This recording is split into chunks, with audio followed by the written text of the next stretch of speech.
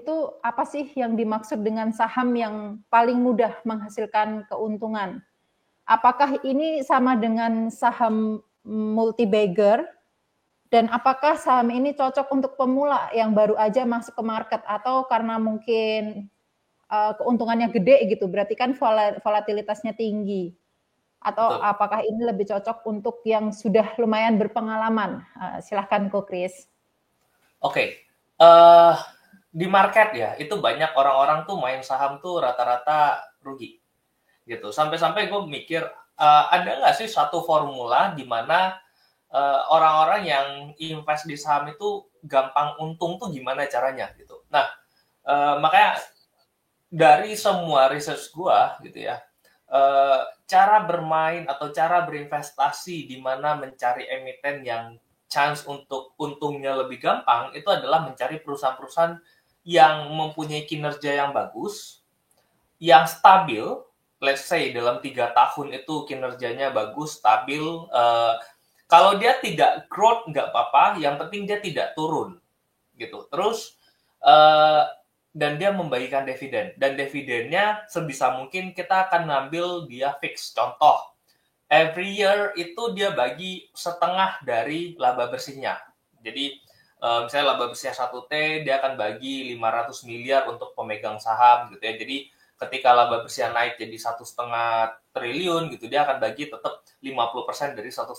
Jadi dividen per share-nya itu atau dividen payout ratio-nya itu yang fix atau malah bisa naik gitu. Nah, gue udah bikin investment dengan cara seperti itu dari sebelum COVID sampai hari ini. Even ketika ISG, ya ISG kalian bisa lihat ya dari sebelum COVID sempat drop dalam, terus naik tinggi kayak kemarin akhir tahun awal tahun kemarin indeks drop lagi dalam gitu ya. Secara portofolio kita nggak pernah minus every year gitu. Itu selalu bertumbuh. Kenapa?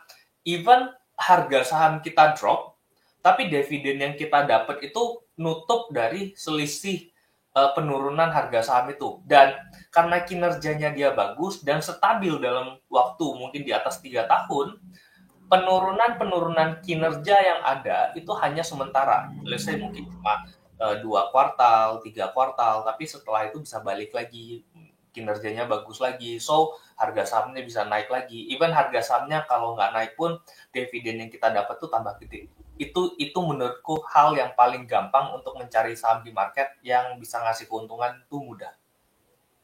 Oke, berarti kuncinya cari saham yang kinerjanya stabil, walaupun dia nggak ada pertumbuhan misalkan jelek-jeleknya, tapi yang penting tidak ada penurunan kinerja dan membagikan dividen. Nah, ini Betul. untuk caranya mendapatkan saham-saham seperti itu apa? Apakah hanya dengan membaca laporan keuangan cukup, kemudian membaca grafik? Kalau membaca grafik pun time frame-nya yang berapa begitu kok?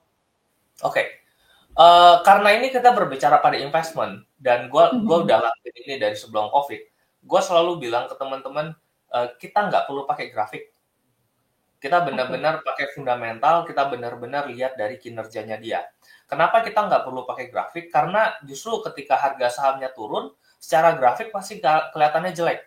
Tapi kalau memang perusahaannya bagus, that's time kita beli gitu loh. Karena let's say ada satu perusahaan bagi dividen, di worst case-nya dia ini ya, dia bisa kasih dividen tuh sekitar 12% every year gitu. Dan kenapa yakin bisa beli ini dan dia nggak turun lagi? Karena kita lihat cash-nya dia banyak banget gitu. Jadi mungkin bisa bertahan cukup lama dan at least labanya dia mulai stabil, nggak turun lagi. Jadi kita lihat, oh di kinerja yang terjeleknya aja, dia bisa bagi dividen itu bisa belasan persen. Apalagi kalau nanti kinerjanya bisa balik naik ke atas, belasan persen saat ini, itu mungkin bisa dapat mungkin 30 atau 40% di saat kinerjanya nanti sudah membaik gitu. Jadi nyarinya gimana? Ya nyarinya biasa gue akan filter mana yang dividen yang gede dulu. Nah setelah itu baru gue cek dia gede one time shot doang atau memang dia stabil gitu. Nah setelah dia stabil, gue akan cek apakah chance kinerjanya dia itu bisa turun nggak next year atau 2 tahun lagi. gitu. Kalau dia sudah mulai kelihatan, oh dia udah turunnya jenuh nih, udah kayaknya mentok nih, nggak bisa turun lagi kinerjanya, itulah waktu yang paling enak ketika gue beli sahamnya. Gitu. Oke, baik-baik. Berarti apakah kemudian ketika kita melihat juga dari dividennya, apakah misalkan untuk pemula nih, cara paling mudahnya, apakah kita melihat indeks high dividend 20 atau memang lebih baik kita juga melakukan riset sendiri secara manual? Gue sih nggak pernah nyontek acuan dari high dividend ya. Gue biasa langsung filter ke emiten-emiten yang bagi dividennya gede, dividen yield-nya besar. Langsung filter di situ. Nah itu kan gampang kelihatan gitu ya. Nanti kan kita tinggal filter nih, ini tuh masuk ke dalam sektor apa gitu. Karena kalau sektor mining itu udah pasti cyclical, siklus. Karena kinerjanya tergantung dari bahan bakunya ya gitu. Kalau batu baranya lagi naik ya kinerjanya bagus, bagi dividennya besar. Ketika harga batu bara turun, kinerjanya jelek, dividennya pasti akan turun. Nah, untuk cyclical seperti mining begitu ya kita tinggal tunggu siklusnya. Oke, dia kinerjanya turun kayak sekarang lagi pada turun-turun. Gua akan nunggu kapan momen paling tepat terendahnya dia gitu. Tapi kalau namanya cyclicalnya mining gitu ya, gue pasti ketika dia nanti peak akan chance untuk oke, gue take profit dulu setengah untuk nampung lagi nanti di bawah. Pasti ada seperti itu. Tapi kalau kayak sektoral, contoh seperti banking atau consumer gitu ya, di mana yang secara kinerja dia chance-nya untuk tiap tahun tuh naik terus gitu, nggak ada cyclicalnya gitu ya. Nah itu hold aja terus menerus karena ya kita dividennya dapat tambah gede gitu ya. Dan chance untuk dia turun itu kemungkinan besar kecil karena ya harusnya labanya naik terus. Kalau labanya ada penurunan, harga sahamnya drop, itu justru kesempatan buat kita bisa masuk lagi. Seperti itu. Oke, baik. Berarti kok ketika kita melihat fundamental perusahaan, mungkin kita kembali lagi ke fundamental, selain berarti yang dilihat adalah pendapatan, kemudian laba, kemudian juga ada pengumuman RUPS untuk pembagian dividen, dan untuk cash-nya ini yang dilihat apanya nih kok? Apakah free cash flow atau operasi investasi, cash investasi atau bagaimana kok kalau untuk kita melihat laporan keuangannya sendiri? Oke. Yang pasti free cash flow karena ketika cash-nya besar dia punya chance untuk bagi dividen gede. Dan yang kedua yang paling penting sebenarnya adalah hutang. Gitu.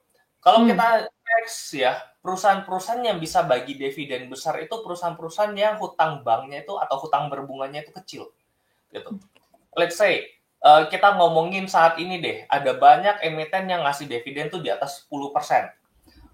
Gua kasih contoh Demas, lahan industri ya, Demas. Itu hutang berbunganya nggak ada dan cash-nya dia kemarin nggak salah 1,8 triliun gitu di mana ya udah ini cash gede banget yang kita tahu dia pasti akan bagi dividen besar gitu. At least kinerjanya juga stabil. Jadi ketika harga sahamnya turun, kita dengan sangat happy, oke gue beli. Kenapa? Karena gue bisa dapat dividennya lebih besar gitu. Nah, itu tinggal momen waktu market akan sadar, oh ini perusahaan bagi dividen besar banget, sehingga orang pasti akan rebutan gitu karena orang akan mikir, oh deposito gue setahun cuma 3 atau 4%, gue beli Demas dapat setahun bisa 20% misalnya seperti itu, ya orang pasti akan borong di sana gitu. Itu tinggal masalah waktu, harga sahamnya pasti akan naik. Oke, baik. Untuk tadi Ko Kris sempat nge-mention Demas ya. Ini berarti untuk saham-saham yang mudah menghasilkan keuntungan, apakah memang saham-saham second liner, third liner, atau bisa juga nih big caps juga memberikan keuntungan yang tinggi gitu?